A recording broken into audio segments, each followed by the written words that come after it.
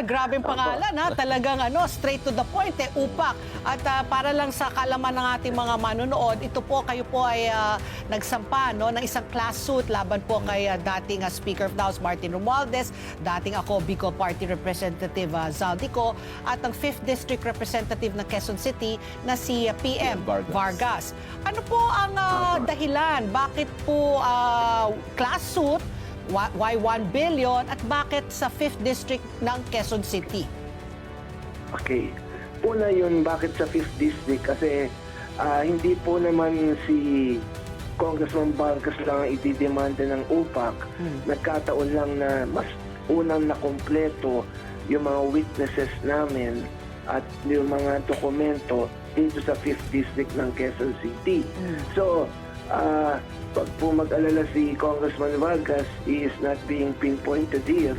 Mas meron pa po susunod sa kanya, no?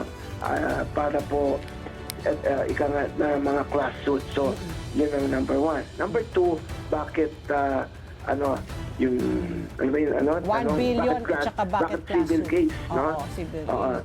Yung civil case kasi po, ang paniwala po ng aming grupo, yung criminal aspect po ng dito po sa mga involved sa maanumalyang flood control projects ay ginagawa na at gagawin, no, ng mga prosecutorial agencies ng pamahalaan.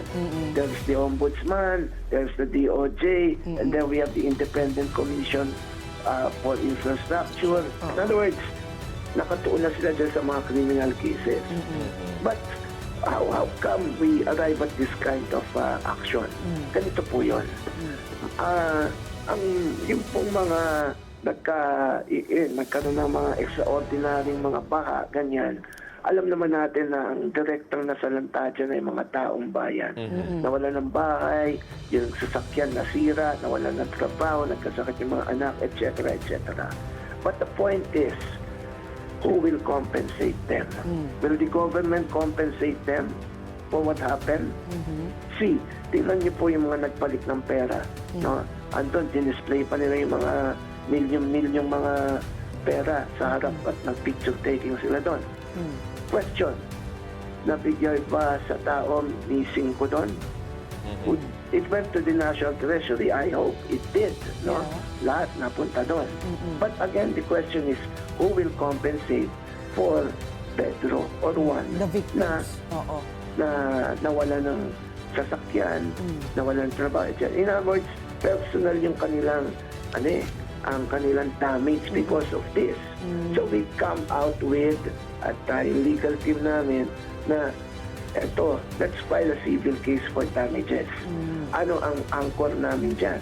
Ang anchor po namin dyan is yung sa civil code, no? Article 19 in relation to Article 20, etc., yung abuse of rights and unjust enrichment. Na every person in the performance of his duties must act with justice, honesty, and good faith. No? At kapag hindi mo ginawa yan at merong mga naapekto ang mga tao, you are liable for damages. So doon namin tinaon yung demanda namin. Ngayon, why 1 billion? Yan, maganda pong tanong yan. Kung pwede nga namin lakihan pa, lalakyan namin. Bakit? Trillion nga yun nawala sa atin no? So when we confine it to 1 billion, we have a ballpark figure na etong mga tao sa District 5, ilan to, na ilang pamilya, at yung mga kasi yung UPAC kasi multi-sectoral So we chose a person that would represent each class. So yun yung may mga judicial affidavit sa amin. At doon sa kanilang pong kwento, so doon namin yung ballpark figure na I think with the sabihin natin yung alleged na nanakaw o alleged na bulsa na pera ng bayan ay 1 billion is just reasonable na makuha ng tao para direktang mapunta sa kanila dito sa District 5.